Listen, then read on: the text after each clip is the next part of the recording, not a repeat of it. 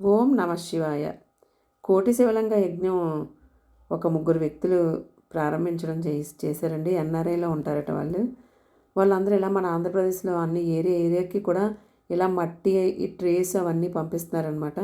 Moulds కూడా శివలింగం తాలూకా moulds పంపిస్తున్నారు. ఆ మట్టిని మనం ఆ మౌల్స్లో పెడితే శివలింగం రెడీ అయిపోద్దండి. అలా ఎవరికైనా ఇంట్రెస్ట్గా నుండి ఇలా ఉంటే మీ ఏరియా అది చెప్తే అక్కడ కూడా పంపిస్తారనమాట. వాళ్ళే వచ్చి పట్టుకెళ్ళిపోతారండి. ఇదిగోండి ఇలాగ మేమందరం మా కాలనీలో ఇలా మేము చేస్తున్నాం అనమాట. నాకు కూడా ఇచ్చారు. ఒక 20 మూటల వరకు ఇచ్చారండి. నేను కొంచెం అనకాపల్లి పంపించాను మా అమ్మాళ్ళ ఇంటి దగ్గరికి. మిగతావి మా ఏరియాలో మేము చేస్తున్నాము.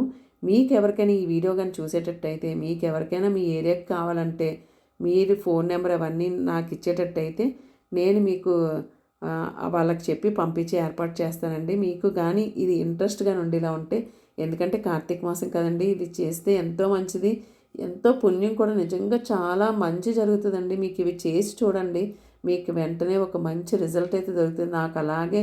నాకు ఎక్స్పీరియన్స్ అయ్యాను కాబట్టి నేను చెప్తున్నాను. ఓం నమ శివాయ. ఈరోజు మరి ఇంకా కార్తీక పురాణంలోకి వెళ్ళిపోదామండి. కార్తీక పురాణం 27వ అధ్యాయం అండి. దుర్వాసుడు అంబరీషుని ఆశ్రయించుట. మరలా అత్రమహాముని అగస్త్యునికి ఇట్లు వచించెను. కుంభసంభవ, ఆ శ్రీహరి దుర్వాసుని ఎంతో ప్రేమతో చేరదీసి ఇంకనూ ఇట్లు చెప్పాను. ఓ దుర్వాసముని, నీవు అంబరీషుని శపించిన విధంగా ఆ 10 జన్మలు నాకు సంతోషకరమైనవే. నేను అవతారం ఎత్తుట కష్టం కాదు. నీవు తపస్సాలివి. నీ మాటలకు విలువ ఇవ్వగలను కాన అందులకు నేను అంగీకరించి తిని. బ్రాహ్మణుల మాట అసత్యమైనచో వారికి గౌరవం ఉండదు. ఇటు భక్తులకు కాపాడుట, అటు బ్రాహ్మణుల మాట తప్పకుండాట నా కర్తవ్యము. నీవు అంబరీషుని ఇంట భుజింపక వచ్చినందువల్ల అతడు చింతాక్రాంతుడై బ్రాహ్మణ పరివృతుడై ప్రాయోపవేశం అనర్చినాడు. అకారణం వలన విష్ణుచక్రం నిన్ను బాధించబూనెను. ప్రజారక్షణమే రాజధర్మము గాని పీడనము కాదు. ఒక బ్రాహ్మణుడు దుష్టుడైనచో వానిని జ్ఞానులకు బ్రాహ్మణులే శిక్షింపవలను. ఒక విప్రుడు పాపి అయినా మరొక విప్రుడే దండించవలను. ధనుర్బాణములు ధరించి ముస్కురుడవై యుద్ధమునకు వచ్చిన బ్రాహ్మణుని తప్ప మరెవ్వరిని ఎప్పుడూ దండించకూడదు. బ్రాహ్మణ యువకుని దండించుట కంటే పాతకం లేదు. విప్రుని హింసించువాడును హింసింప చేయువాడును బ్రాహ్మణ అంతకులని న్యాయశాస్త్రములు ఘోషించుచున్నవి.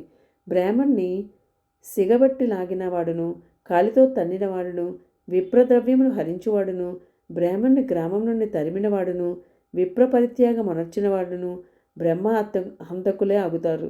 కావున ఓ దుర్వాస మహర్షి, అంబరీషుడు నీ గురించి ఆలోచిస్తున్నాడు.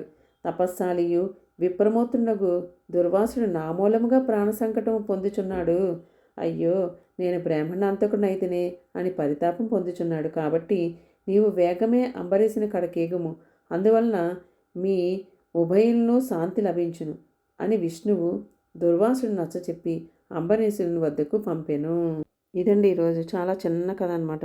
రేపు మిగతా కంటిన్యూషన్ అది చూద్దామండి. Bye friends. ఓం నమ శివాయ. హరహర మహాదేవ శంభో శంకర. హరహర మహాదేవ శంభో శంకర.